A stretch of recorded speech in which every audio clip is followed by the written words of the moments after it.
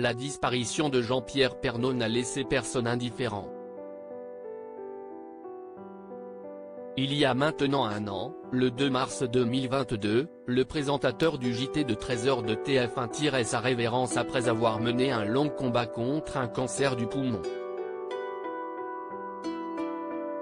Si son épouse Nathalie Marquet et sa fille Lou lui rendent régulièrement hommage sur les réseaux sociaux, d'autres Français souhaitent également saluer sa mémoire à travers de belles initiatives.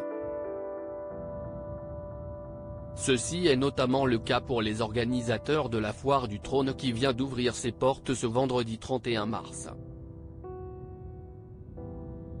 Cette fête foraine, située dans le 12e arrondissement parisien, a tenu à honorer la mémoire du journaliste en donnant son nom à l'une de ses allées.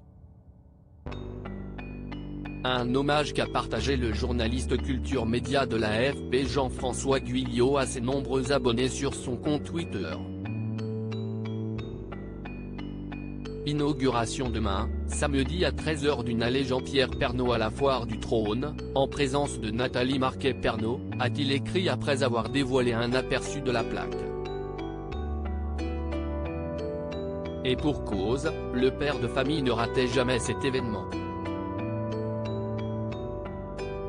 À tel point que ce dernier et son épouse avaient eu le privilège d'avoir leur propre rue lors de l'édition 2010. 13 ans plus tard, ce nouveau rendez-vous s'annonce d'ores et déjà riche en émotions. Supérieur à Jean-Pierre Pernaut et Nathalie Marquet, retour sur l'évolution de leur couple mort de Jean-Pierre Pernaut, cet hommage rendu par sa ville natale. Les Parisiens ne sont pas les seuls à honorer la mémoire de Jean-Pierre Pernaut. En effet, la maire d'Amiens Brigitte Fourré a annoncé que l'office du tourisme de sa ville portera le nom de l'acolyte de Dominique Lagrousse-Sampère, né dans cette ville de la Somme en avril 1950. Une décision prise pour honorer la mémoire de Jean-Pierre Pernaut, qui a été un très grand ambassadeur de notre ville, a-t-elle expliqué à nos confrères de France Bleu.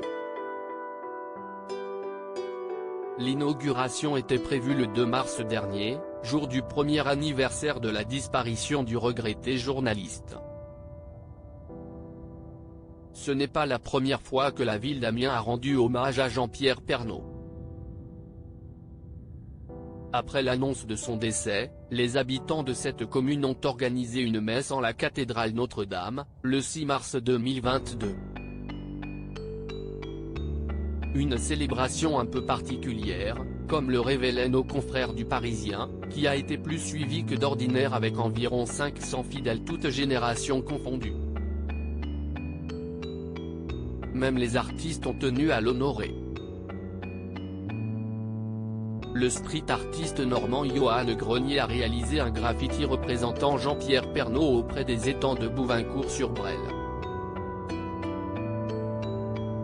Une œuvre qui a particulièrement touché Nathalie Marquet.